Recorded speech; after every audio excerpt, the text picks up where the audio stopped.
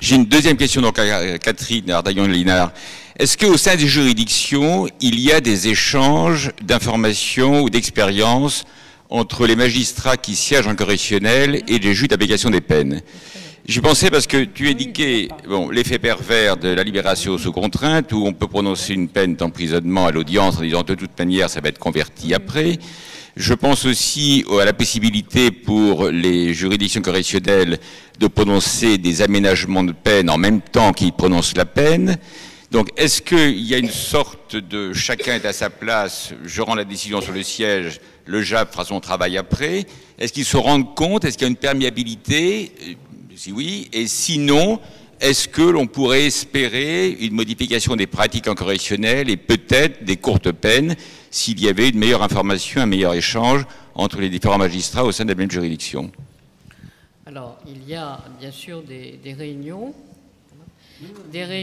tant au sein des différents tribunaux, et notamment du ressort de la Cour d'appel de Paris, et il y a des réunions au niveau de la Cour d'appel. Réunions qui réunissent, qu'à le dire, les juges d'application des peines, les magistrats du siège, le parquet de l'exécution des peines, les juges d'instruction, les JE, etc. Le problème étant que s'il n'y a pas déjà une harmonie au sein du service de l'application des peines du ressort, on ne peut pas espérer qu'il y en ait une avec des intervenants autres que les juges de l'application des peines. Et puis, il y a des magistrats qui sont un peu réfractaires, on va dire, à un rafraîchissement de leur connaissance et de l'appréhension du droit, et qui ne savent pas maîtriser les procédures ab initio, par exemple, qui ne veulent pas, les audiences correctionnelles étant très chargées, notamment les audiences de comparution immédiate, ne peuvent pas prendre de temps supplémentaire. Les greffes correctionnelles ne sont pas non plus très au fait de cette procédure.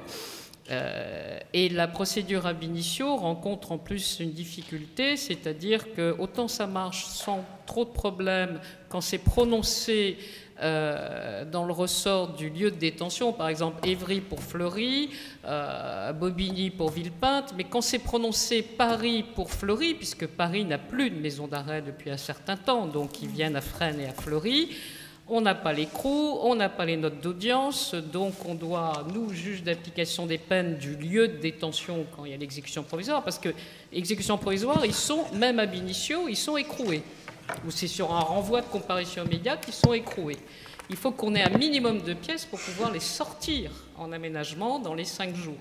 Voilà. Donc les magistrats qui prononcent des aménagements ab initio ne devraient pas prononcer l'exécution provisoire, sinon on a une difficulté. Voilà. Bon, donc c'est un problème d'ouverture d'esprit, c'est un problème d'information, c'est un problème de communication.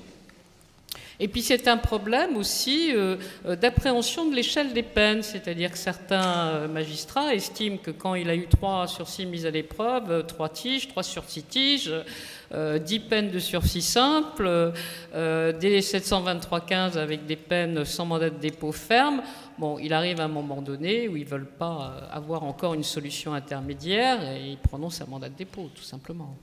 Voilà. Mais il y a aussi, des détenus supplémentaires, que leur problème, c'est de prononcer la peine qui leur semble, moi je l'ai beaucoup entendu ça, qui leur semble la bonne, et puis après, c'est le rôle de l'administration pénitentiaire d'exécuter. J'en ai même entendu certains qui disaient que tenir compte, comme dans le système de régulation carcérale que je propose, que tenir compte justement pour prendre sa décision de l'état de la prison, ce serait une atteinte à la sacro-sainte indépendance de la justice.